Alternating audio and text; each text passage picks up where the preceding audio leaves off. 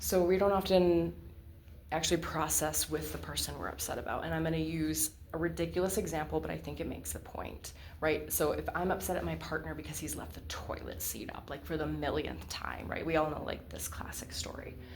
I'm not going to process the toilet seat problem with the person that I'm upset with. That's not safe for that person who's holding loving space and they're just getting slammed emotionally by what's going on, right? Like, so part of developing a community or just having another safe person is that I can vent all of my toilet seat problems to a safe person and get to what's actually bothering me so that I can take it to that person calmly and with all of the reasons why, like, the triggers have gone off and I'm so emotionally upset at this thing, but it's not safe to yell. Like, no one wants to be yelled at, right? Like, that never feels safe. So the whole point of this is actually to take it to a safe person and fucking rage monster. Because if I'm going off about the toilet seat to you, it's just gonna fucking go right through you, right? Like, no big, like, water off your back, no big deal.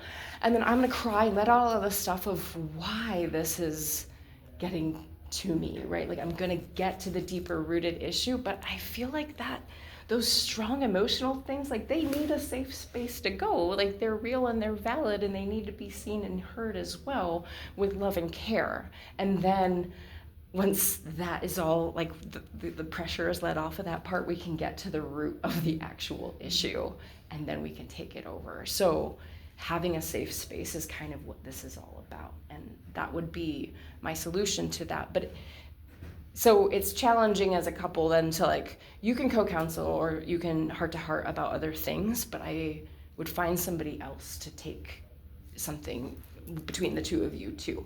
But I've gotten to the point that this has become so natural that I had a former partner and he was really upset. We were on a road trip, and all sorts of stuff was coming up.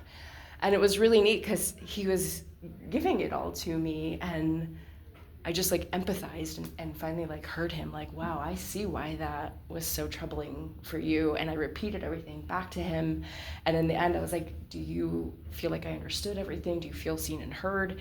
And he agreed. And I was like, okay, now I'd like to share my perspective on the situation and what was going on for me and what happened. And point by point, I broke it all down, how I wasn't actually doing anything to hurt or harm him, right? And I was just like, wow, that was fucking awesome. Like, you know, I gave him the space to safely vent, and I just took it, let it roll off my back, and, like, validated his experience and then moved on. So I feel like you can get to that point with this, but it certainly takes practice, and it takes, like,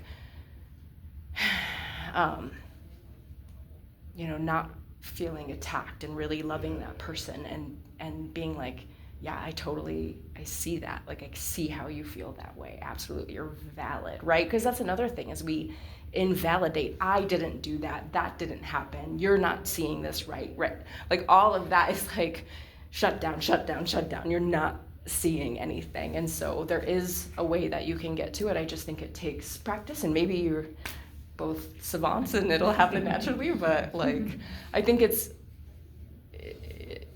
come with time, if you can pick that concept up, that what if this was just a stranger and they were venting to you, right? And it wasn't personal, and you can just take it, and then lovingly receive it. And that's the R in this, is, like, just be receptive and receive and release it for them. I could add another R in there. Yeah.